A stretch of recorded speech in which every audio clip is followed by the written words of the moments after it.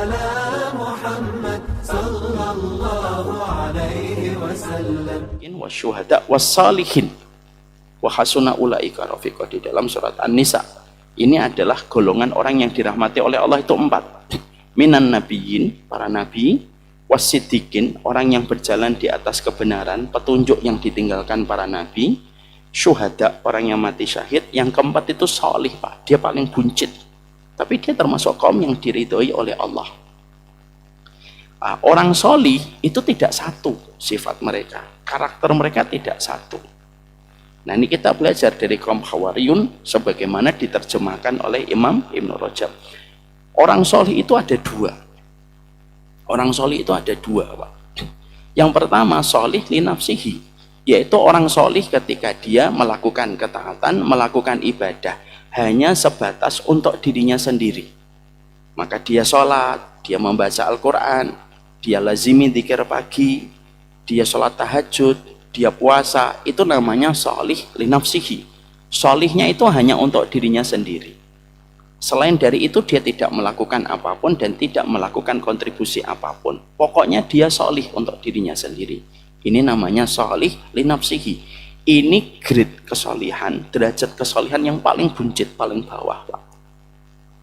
Ada yang sempurna ketika kita belajar dari kaum Hawariyun dan para sahabat yang menemani Rasulullah. Ada yang kedua, solih li nafsihi wa ghairihi. Dia solih untuk dirinya sendiri, tetapi dia juga mensolihkan apapun dan siapapun di sekitarnya. Artinya, dia solih, dia taat, dia perhatikan ibadah mahdhah yang dia kerjakan, tapi dia juga berkontribusi untuk membantu setiap kalimat Allah dan membantu menolong agama Allah. Itu namanya solih li nafsihi dan ghairihi. Ya. Muslim hari ini hanya berkutat pada solih li nafsihi, Pak. Tapi tidak mau menjadi solih li nafsihi dan ghairihi.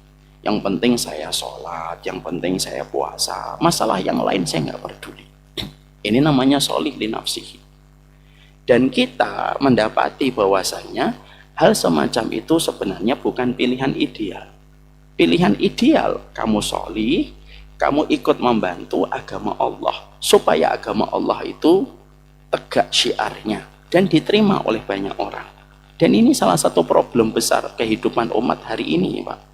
Umat itu hari ini dan dakwah yang dikemas hanya menciptakan pribadi solih untuk dirinya.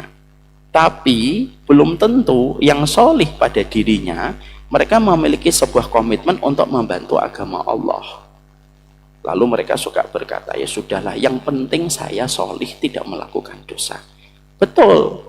Tapi itu bukan pilihan paling satu. Pilihan terbaik itu menjadi solih dirinya dan ikut membantu agama Allah.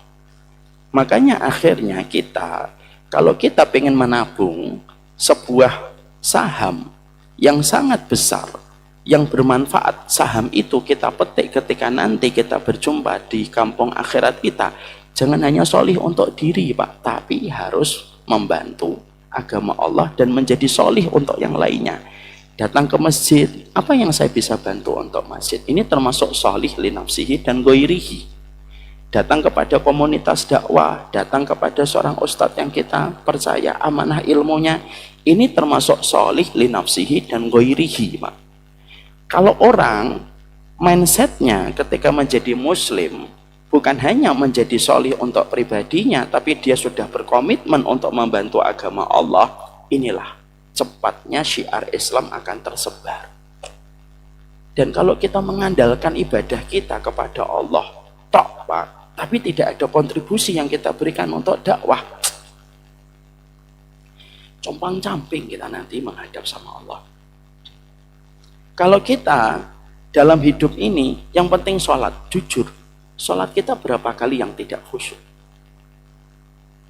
Kalau kita ibadahnya hanya mengandalkan puasa, puasa kita sering terkadang itu tidak ada keikhlasannya. Kalau kita hanya mengandalkan tentang puasa dan sholat tahajud kita, berapa kali kita sering melakukan sholat tahajud? Maka inilah yang menjadikan kita, kalau kita paham Allah itu mencintai dirimu bukan hanya ketika engkau sholih, tapi ketika kamu membantu agama Allah, maka sesungguhnya Itulah derajat paling tinggi setelah derajat para nabi dan setelah derajatnya para syuhada. Solih untuk dirinya sendiri dan membantu agama Allah sesuai dengan apa yang dia mampu dia kerjakan. Dan ini sebenarnya merupakan sebuah mindset yang harus diidealkan dalam pemikiran banyak kaum muslimin. Ini pula yang harus kita ajarkan sama anak-anak kita, Pak. Nah, kamu bukan hanya sholat berjamaah di masjid. Kalau bisa, bantu masjidnya. Bantu ustadz yang kamu percaya. Karena itulah perkara yang sebenarnya kita pelajari dari kaum Hawariyun. Terkadang solih itu tidak cukup, Pak. Solih is not enough. Kadang-kadang solih itu tidak cukup. Makanya Allah berfirman, wattaqu fitnatan la tusibanna alladziina dzalamu minkum khassah. Kamu itu takut ya. Ada sebuah ujian, ada sebuah adab yang menimpa bukan hanya yang dolim saja, tapi juga menimpa kepada siapapun. Yang solih pun dapat. Kenapa? Ketika yang solih tidak mau membantu agama Allah. Kita disindir lewat surat Ali Imran ayat yang ke-52. Kita ini sudah hawari atau belum, atau sekedar kita itu beriman saja ya. Makanya ada sebuah riwayat yang disampaikan oleh Imam Ibnu Qayyim. Ini riwayat ini membuat kita berpikir. Ada satu kaum, pada kaum itu banyak melakukan kemaksiatan, Pak. Maksiatnya banyak. Lalu Allah perintahkan malaikat untuk memberikan azab pada kaum itu karena maksiatnya itu sudah luar biasa, tebal sekali. Azab, kamu siksa kaum itu sudah melampaui batas. Malaikat turun, Pak. Ketika malaikat turun kepada kampung tersebut, ternyata ada salah satu di antara penduduk kampung yang dia solih dan selalu bersujud sama Allah. Dia sujud terus sama Allah. Malaikat itu ketika melihat sosok orang yang sedang khusyuk beribadah kepada Allah, malaikat itu bingung. Ini diadab enggak? Karena ada ahli ibadah di dalam kampung itu. Lalu akhirnya malaikat balik lagi kepada Allah menyampaikan, ya Allah, satu kampung yang engkau tetapkan memberikan adab karena kemaksiatan di kampung itu, maka ada salah satu di antara penduduk kampung itu yang solih. Dia sedang sujud kepada engkau, ya Allah. Apakah kami tetap harus mengadab kaum itu? Padahal kaum itu di antara mereka ada yang sedang khusyuk beribadah kepadamu. Kata Allah, jawaban Allah, kata Rasulullah, kamu tetap siksa kampung itu. Dan dimulai dari orang yang sedang bersujud. Lalu Allah menerangkan alasannya. Kenapa? Karena wajahnya tidak pernah berubah merah melihat kemungkaran dan kemaksiatan di tempatnya. Karena dia, imannya tidak menjadikan dia menghentikan kemaksiatan di kampung itu. Kamu siksa. Kampung itu dimulai dari orang yang sedang bersujud tetapi wajahnya tidak pernah berubah merah melihat kemungkaran. Ini sama dengan kasus pidana, Pak. Kejadian Saiful Jamil yang viral beberapa hari ini. Pak Ujang kenal Saiful Jamil?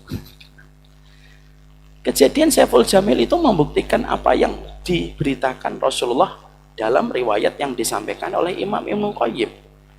Yang memakai narkoba Saiful Jamil atau sopirnya? Sopirnya. Tapi kenapa Saiful Jamil itu ditangkap? Karena berada pada tempat yang dekat dengan pelaku. Akhirnya diseret. Makanya dalam hukum pidana, siapapun warga negara Indonesia yang melihat kejahatan, lalu dia diam atau dia membiarkan kejahatan itu terjadi, dia terkena delik hukum yang sama. Ada satu rumah ditangkap, ada bandarnya, tapi di situ ada orang itu bisa kena delik hukum, Pak, di dalam hukum pidana. Itu pula yang kita fahami di dalam hadis yang tadi kita pelajari dari Imam Ibnu Qayyim. Makanya akhirnya inilah yang menjadikan kita harus mengerti.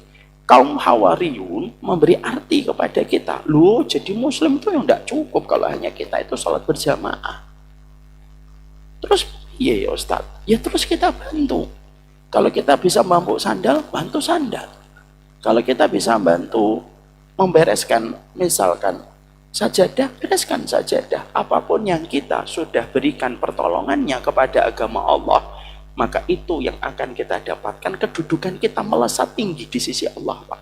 Karena apa? membantu agama Allah itu sangat mulia karena tergantung pada objek yang kita bantu, yaitu agama Allah. Makanya dulu ada seorang sahabat wanita datang kepada Nabi, saya ingin membantu dakwahmu ya Rasulullah, apa yang bisa kamu kerjakan? Saya tidak bisa apa-apa kecuali nyapu. Ya sudah, dia nyapu aja. Tiap waktu Masjid Nabawi itu disapu, Pak. Makanya ketika meninggal dunia Rasulullah tidak menjumpai, lalu berkata, mana yang sering menyapu meninggal dunia? Kenapa kamu tidak kabarkan kepada diriku? Para sahabat itu seakan-akan udahlah cuma pembersih dan nyapu di Masjid Nabawi gitu. Tapi Nabi marah, mendatangi kuburnya dan mensolati. Apa yang kita dapatkan? Bukan masalah apa yang kita bantu, tapi objek yang kita bantu menjadikan seseorang itu mulia di sisi Allah. Makanya tidak selesai, Pak, dengan hanya kita menjadi soli untuk diri kita sendiri. Harus ada kontribusi yang kita berikan untuk menjadi penolongnya Allah. Dan itu yang kita dapatkan dari perjalanan pada ayat yang ke-52. Ini ada sebuah kisah, Pak. Ini nyata. Beliau insya Allah orang yang insya Allah sudah mengambil pelajaran dan insya Allah beliau diberikan keberkahan hidupnya. Saya pernah, Pak, tinggal di Pamulang sebelum memutuskan pindah di Bekasi. Saya tinggal di Pamulang, tinggal di satu komplek, Pak. Tinggal di satu komplek. Di mana kompleknya itu dari gerbang utama itu gede banget, Pak. Mungkin lebar jalannya itu hampir 15 meter. Maka karena di perumahan tersebut jalannya besar dan ketika malam itu lampunya remang-remang, Pak. Memang dibuat kayak gitu konsep dari developer. Apa yang terjadi? Orang banyak pacaran, Pak. Kanan kiri, kanan kiri, kanan kiri. Kalau kata orang Jawa, ting telecek, Pak. Kanan ada, kiri ada, kanan ada, kiri ada. Akhirnya orang di masjid pada gelisah dan gusar. Ini orang pacaran semakin banyak. Dan akhirnya orang itu sudah berasumsi kalau pacaran ke komplek itu enak. Dan itu biasanya didukung satu simbiosis mutualisme. Kalau orang pacaran, pedagang juga banyak, Pak. Cilok, jualan selang, semangka, itu kan begitu. Sama kayak jembatan yang ada di Pasar Rebo, Pak. Bapak tahu kan flyover Pasar Rebo? Rame betul itu orang pacaran, Pak. Dan saya baru tahu kalau namanya flyover cinta, Pak, itu di situ. Jembatan cinta, karena banyaknya orang yang pacaran di tempat itu. Nah, untuk bilang ya kadang-kadang orang pacaran itu kan boncengan aja itu kayak lebih mesra daripada suami istri gitu ya. Pegangannya itu luar biasa. Pak Henry aja nggak gitu-gitu amat gitu. Tapi yang pacaran itu Masya Allah mesra banget. Yang di masjid gelisah gusar, ada salah satu imam masjid yang menyuarakan, yuk kita buat tulisan untuk mengingatkan para pemuda dan para pemudi supaya mereka sadar tentang kesalahan mereka ketika mereka pacaran. Oke, dikeluarkanlah anggaran dari masjid membuat tulisan-tulisan, Pak, yang akan ditaruh di pinggir-pinggir jalan. Jangan biarkan dirimu dijamah seorang yang belum halal. Ada sekitar 10-15 tulisannya ada, Pak, kanan kiri kanan kiri. Ya mungkin karena pemudanya sudah ini ya, justru pacarannya di depan tulisan gitu. Jangan dekatin pacaran. Nah, pacarannya di depan tulisan itu, Pak. Saya tuh sampai begini mana sih ini gitu. Nggak ngaruh, Pak. Kadang-kadang kita mau khusnudon, oh mungkin nggak bisa baca. Susah banget khusnudon kalau sudah kayak gitu tuh. Akhirnya di masjid gelisah kembali, Pak.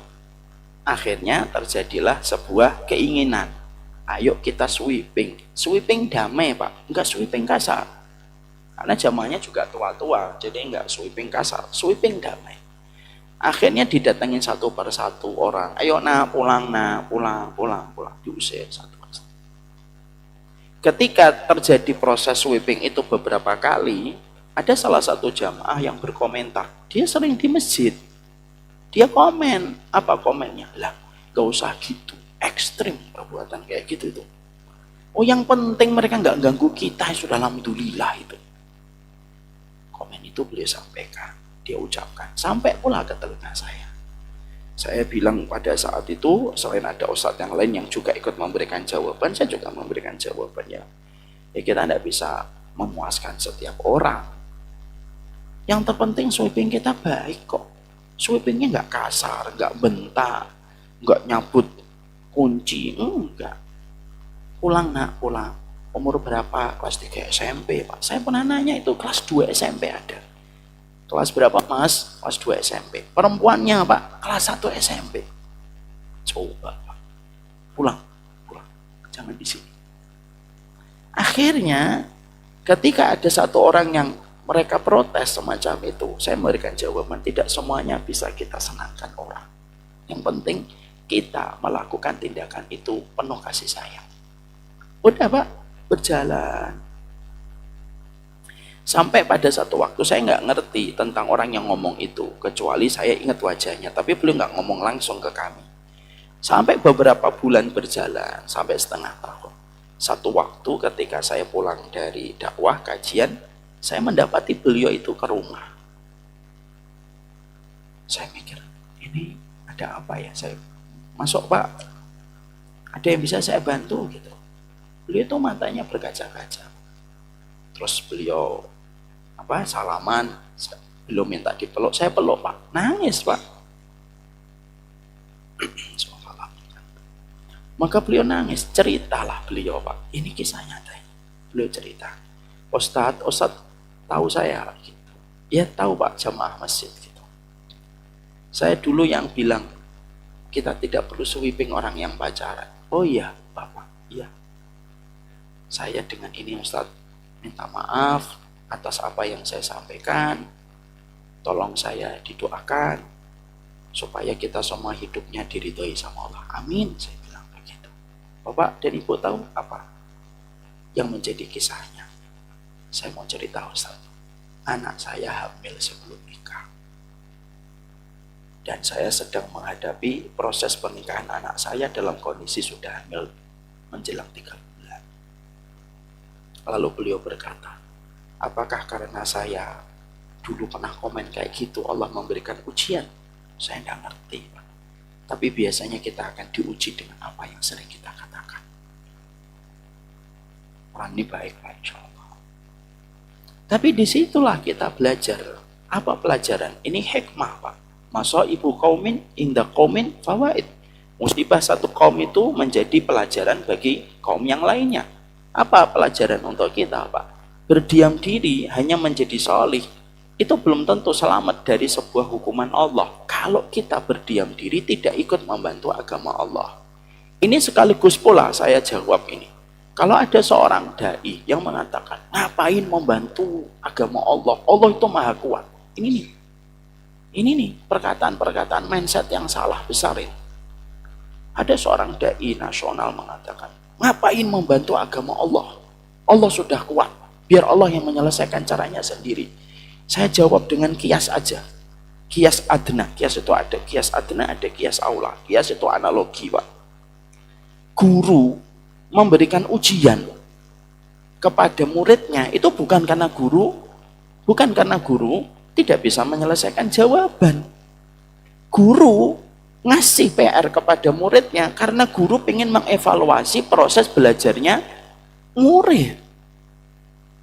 Allah memberikan kepada kita banyak pekerjaan supaya kita membantu agama Allah itu bukan karena Allah tidak bisa menyelesaikan masalah kaum muslimin di timur dan barat. Kun fayakun, kecil bagi Allah menyelesaikan semua PR besar itu. Tapi kenapa Allah menyisakan PR itu tetap ada di antara kita? Supaya ketahuan siapa yang membantu dan proses keimanannya dievaluasi oleh Allah, dan siapa yang tidak peduli dan imannya pun akan dievaluasi oleh Allah. Begitu cara kita berpikir. Jadi jangan nyinyir sama orang yang ingin memberikan bantuan kepada agama Allah. Bangsa kita butuh bantuan, masyarakat kita butuh saling bantuan. Tapi Allah butuh bantuan itu tidak sama dengan masyarakat dan negara yang butuh bantuan. Karena Allah itu maha sempurna.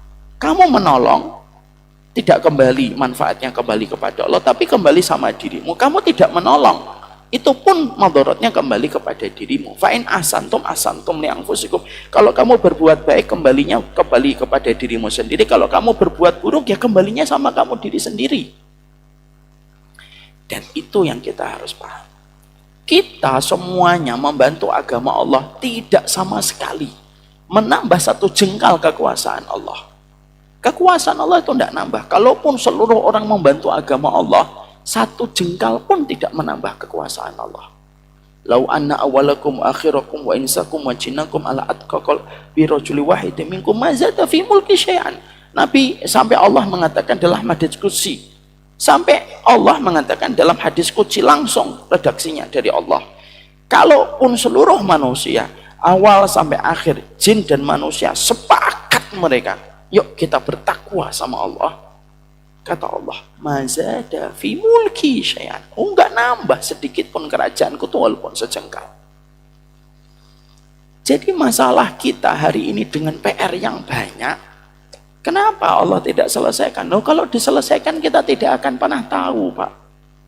Siapa di antara kita yang betul-betul sebagaimana kaum Hawariyun dan siapa yang tidak memiliki sifat sebagaimana kaum Hawariyun? Kenapa Nabi tidak langsung dimenangkan sepekan setelah beliau menjadi Rasul, Pak? Kalau dimenangkan Nabi langsung sepekan setelah menjadi Rasul, tidak ada nama Khalid bin Walid, tidak ada nama Mus'ab bin Umair, tidak ada namanya Sa'ad bin Mu'ad, tidak ada yang namanya Abu Darda, Pak. Nama Sa'ad bin Mu'ad,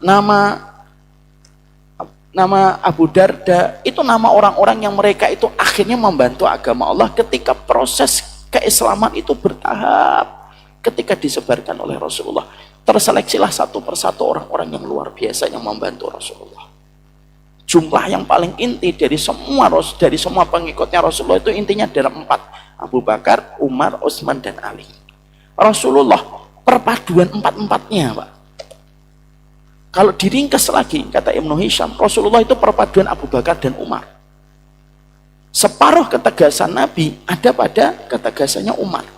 Separuh kelembutan Nabi ada pada dirinya Abu Bakar. Separuh lagi jiwa Rasulullah, jiwanya seorang yang begitu pemalu dan begitu lembut ada pada Utsman. Komitmennya untuk mencintai ilmu ada pada Ali bin Abi Thalib. Jadilah Rasulullah 4 orang ini. Kalau digabung 4-4-nya itu jadi Rasulullah. Maka 4 ini ada lagi 10 sahabat yang dijamin surga. Di antara 10 sahabat yang dijamin surga melebar lagi. Mereka yang menjadi veteran perang Badar. Jadi itulah yang menjadikan kita paham. Kenapa PR itu besar Allah berikan kepada kita supaya menyeleksi kita, Pak. Dan komitmen ketika kita membantu agama Allah itu merupakan sebuah mindset yang ideal bagi kehidupan kita. Silakan kerja dimanapun, kita kerja di Telkomsel, kerja di minyak, silakan. Itu merupakan ladang dunia kita untuk menjemput karunia Allah. Tapi kita kan juga harus punya ladang akhirat. Ladang akhiratnya itu apa? Kita yang mengatakan, nahnu ansarullah. Kita yang menolong agama Allah sesuai dengan apa yang kita mampu, Pak. Saya ambilkan sebuah contoh untuk pakai kias lagi. Kita tentunya sudah saya sampaikan berulang-ulang di dalam satu riwayat. Kalau ada seorang manusia membantu seorang muslim 1 hari, itu sepadan dengan kita itikaf selama 1 bulan. Lian atakifa fi masjidi hadza sahran. Sesungguhnya ketika saya membantu seorang muslim, itu sepadan dengan itikaf di masjid Nabi selama 1 bulan. Kalau membantu muslim, saya misalkan membantu, ya ada salah satu yang saya bantu, misalkan Pak Adnan, hari ini Pak Adnan butuh apa? Saya bantu. Saya butuh ke dokter, Ustaz. Saya antar. 1 hari saja. Itu pahalanya sepadan dengan 30 hari iktikaf di masjidnya Nabi. Kata Rasulullah dalam riwayat Imam Ahmad. Lah kalau membantu seorang makhluk saja, dan ada wanita pelacur yang membantu seekor anjing untuk diberikan air saja, itu sebanding dengan 30 hari itikaf seorang laki-laki yang membantu saudaranya. Apalagi yang kita bantu adalah agama Allah. Itu dampaknya besar pada kehidupan kita. Dan kita harus menjemput bola. Tidak bisa kita didatangin, ditawarin. Kita yang datang. Kita yang berusaha. Maka itulah saham terbaik. Ya, saham terbaik itu membantu agama Allah. Memang tidak kelihatan, Pak. Sebagaimana ketika kita kayak sholat tahajud, kayak itikaf, tidak kelihatan. Kalau itikaf kan kelihatan. Membaca Al-Quran kelihatan. Sholat tahajud kelihatan. Kalau membantu itu tidak kelihatan. Abstrak dia, saya membantu. Tapi rekeningnya terus bertambah dengan begitu cepat di sisi Allah. Rekening paling cepat nambahnya itu kalau sudah membantu. Apa yang bisa kita berikan kepada agama Allah. Ya, misalkan Masya Allah, beberapa hari yang lalu, ada yang datang gitu, Ustaz, saya pahamnya accounting gitu. Apa yang bisa saya bantu? Mau bantu apa, Bu? Boleh nggak saya rapikan gitu, accounting dan keuangan, pembukuan yang ada di tempat dakwah? Memang nggak, silakan. Buatlah sistemnya. Dan itu akan jadi legasinya panjang. Rekeningnya cepat Pak muternya kalau kayak gitu di sisi Allah. Itulah deposito terbaik, kata Ibnu Rajab. Deposito setiap momen itu boleh deposito, tapi depositonya sama Allah. Nah, deposito yang paling baik itu bantu agama Allah. Itu yang dikatakan oleh kaum Hawariyun. Makanya sampai disebut 4 kali. Bukan nabi, bukan rasul, bukan malaikat. Dulu disebutnya sampai 4 kali Pak dalam Al-Quran. Dan semata-mata menunjukkan kepada kita. Membantu agama Allah itu deposit yang paling luar biasa. Rekeningnya itu, rekapnya itu cepatnya luar biasa di sisi Allah. Itu poin yang pertama. Poin yang kedua yang kita dapatkan di sini adalah sesungguhnya kaum Hawariyun, Nabi Isa di dalam dakwahnya berhadapan dengan Bani Israel. Itulah yang kita dapatkan di dalam tafsir. Jadi hari ini kalau ada orang Nasara, Kristen, mereka membantu dan memberikan support dan memberikan loyalitas kepada Bani Israel. Oh, tidak paham mereka itu sejarah. Karena yang dihadapi oleh Nabi Isa, sampai Nabi Isa diangkat oleh Allah, sampai Nabi Isa dikepung rumahnya untuk dibunuh, dan orang Bani Israel itu meyakini mereka telah membunuh Nabi Isa, itu adalah Bani Israel. Karena apa? Saking susahnya orang-orang Bani Israel itu menerima kebenaran. Sampai Nabi Isa diturunkan membawa mujizatnya banyak Pak. Menyembuhkan orang sakit, menghidupkan orang mati. Itu semua mujizat. Bahkan dari ibunya itu mujizatnya sudah kelihatan. Dari ibunya saja mujizatnya sudah kelihatan. Perempuan tidak pernah disentuh laki-laki, tapi memiliki anak. Ketika dia tidak pernah tahu tentang laki-laki, itu mujizatnya banyak. Tapi itu pun tidak pernah menjadi alasan orang Bani Israel untuk beriman. Makanya sama ketika Nabi Isa ditolak sama Bani Israel, apalagi Rasulullah SAW. Makanya kita menjumpai bahwasanya orang Bani Israel itu orang yang selalu menganggap dirinya selalu lebih tinggi daripada kaum yang lain. Mari kita belajar pada surat Al-Baqarah. Coba dibaca Pak Ujang. Surat Al-Baqarah ayat yang ke-89.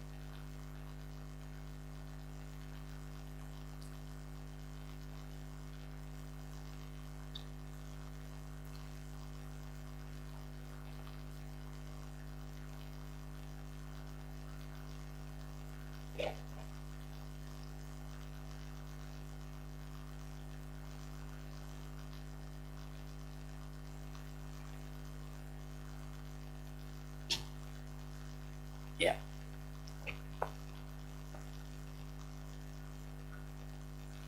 Iya. Bentar, sebelum dibaca ya. Rasulullah Pak ketika berdakwah, lalu beliau mendapatkan penentangan dan penolakan besar dari kaum musyrikun. Rasulullah itu punya harapan besar, roja, harapannya besar. Oh, yang nanti menyambut seruan dakwahku adalah Yahudi dan Nasara. Kenapa Rasulullah berasumsi semacam itu? Karena dekatnya culture keimanan antara Muslim dengan kaum Yahudi dan kaum Nasara.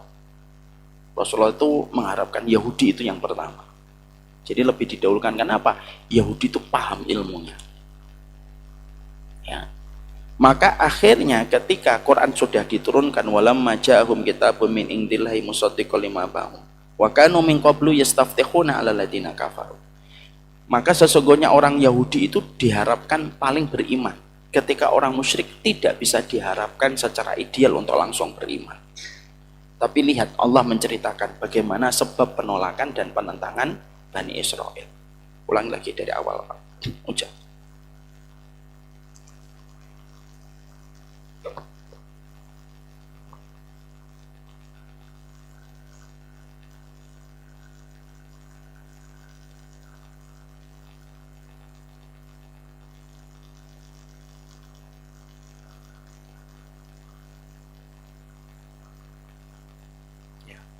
Allah lalu menyampaikan, Pak, orang Yahudi yang saat itu diharapkan untuk beriman dengan apa yang didakwahkan oleh Rasulullah ketika turunnya Al-Quran, orang Yahudi itu sebenarnya adalah orang yang paling menanti kehadiran Nabi Muhammad. Saya sudah pernah sampaikan di sini.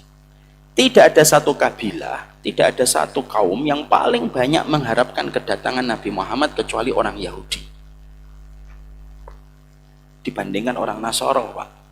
Orang yang paling banyak mengharapkan kedatangan Nabi Muhammad itu orang Yahudi. Kenapa? Karena mereka membaca di dalam kitab Taurat bahwasanya ada seseorang yang akan bernama Ahmad dan akan membawa tugas risalah. Orang Yahudi itu karena culture-nya banyak para rasul yang menemani mereka, itu mereka paham. Saat itu orang Yahudi itu terhina di mana-mana, Pak. Yastaftihuna 'ala ladina kafaru.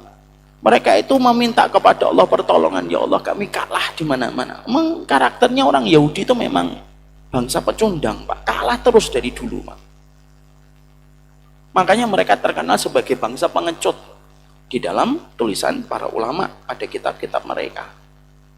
Mereka kalah, yastaftihuna 'ala ladina kafaru. Mereka itu pengen menang. Lah, mereka itu pengen menangnya itu nunggu Muhammad.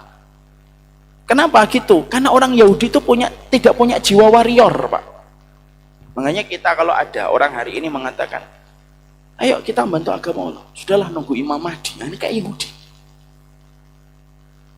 Nunggu Imam Mahdi aja lah gitu. Persis sama orang Yahudi, Pak. Orang Yahudi itu nunggu. Dalam Muhammad aja kita tunggu. Makanya mereka tidak punya jiwa warrior, itu nggak punya. Jiwa patriotisme untuk berperang, untuk bertarung itu tidak punya mereka itu. Itulah sifat karakternya Yahudi. Yastaftihuna 'ala ladina kafaru falamma ja'ahum ma 'arafu kafaru bihi.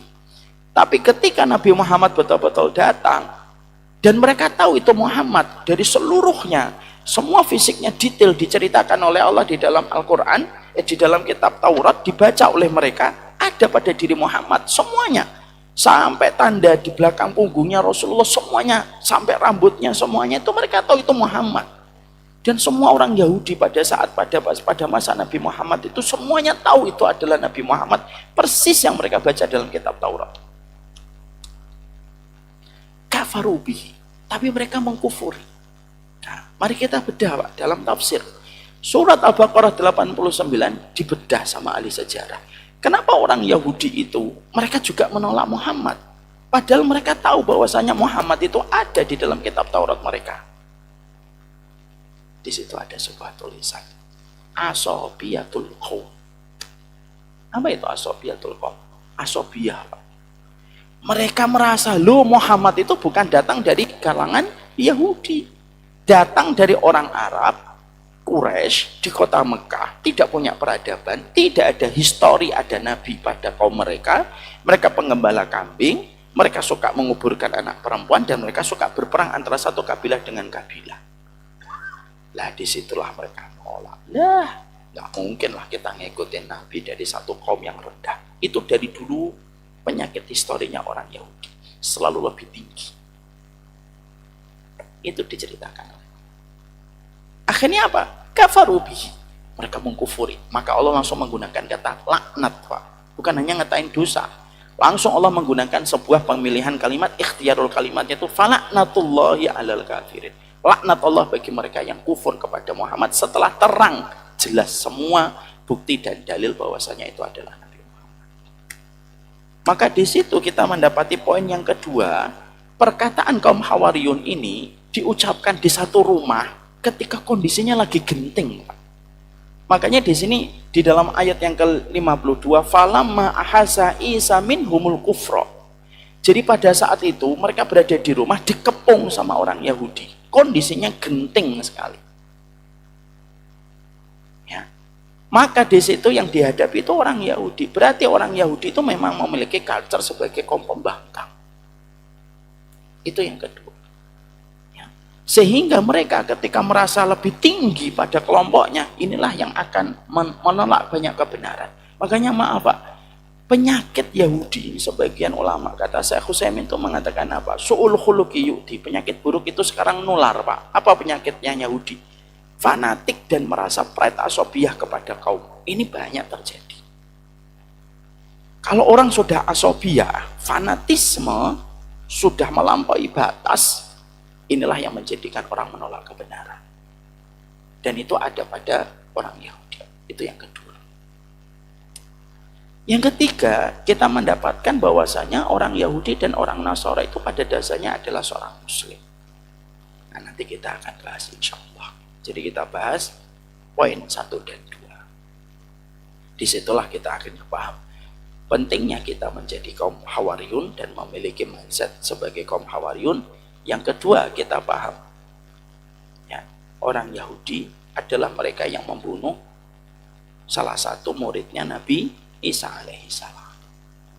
Jadi yang dibunuh itu bukan murid yang berkhianat. Kalau dalam tafsir bukan begitu. Justru murid yang paling setia kepada Nabi Isa. Itu versi Islam. Karena ada satu riwayat yang sahih. Ketika dalam kondisi genting, Nabi Isa itu bertanya kepada 12 muridnya. Siapa di antara kalian yang ingin dan berkenan untuk diserupakan wajahnya dengan wajahku? Balasannya langsung surga. Ada satu murid.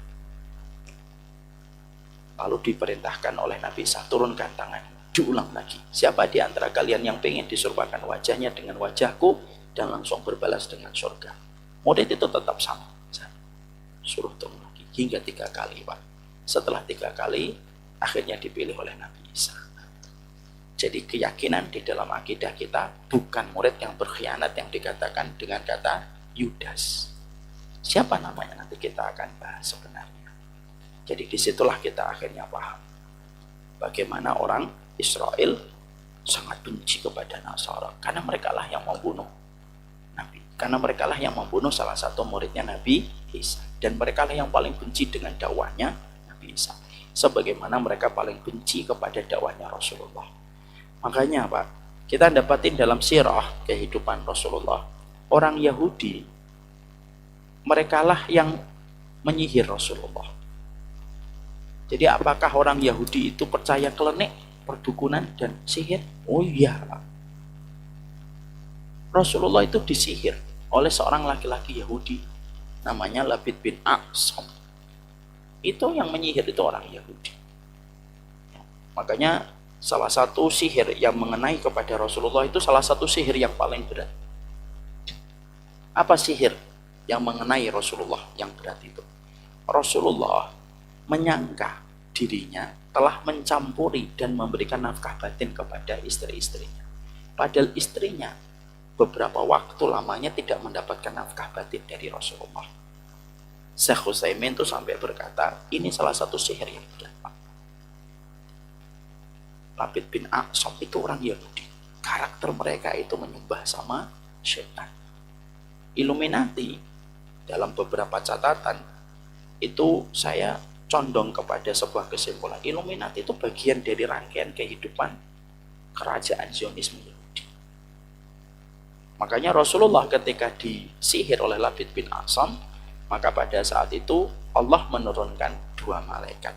Malaikat yang satu, ini Rasulullah, duduk di samping kepala Rasulullah, yang satu duduk di samping kakinya Rasulullah. 2 malaikat ini ngobrol. Ada apa dengan Rasulullah? Dia kena sihir. Siapa yang nyihir? Labid bin Aqsam. Dengan apa? Fi mustin wa musyaqah. Ya, sihirnya Rasulullah itu rambutnya Nabi diikat-ikat pada sebuah sisir, dilemparkan di sumur tua. Rasulullah ketika mendengar 2 orang malaikat ini berbicara, Rasulullah terbangun, Rasulullah berdiri dari tidurnya, Lalu Rasulullah memerintahkan para sahabat mendatangi sumur tua yang beliau dengarkan dari percakapan dua malaikat itu. Para sahabat datang menemukan buhul, Pak, namanya. Buhul itu ikatan yang mengikat sihir antara setan dengan objek yang ingin diberikan sihir. Itulah kenapa dalam Islam kita diperintahkan berhati-hati terhadap barang pribadi. Karena Rasulullah itu disihir dengan rambut yang diikat, ada sisir tua. Baru diambil, ada, ketemu, dihancurkan. Nah, setelah itu selesai sihirnya Rasulullah.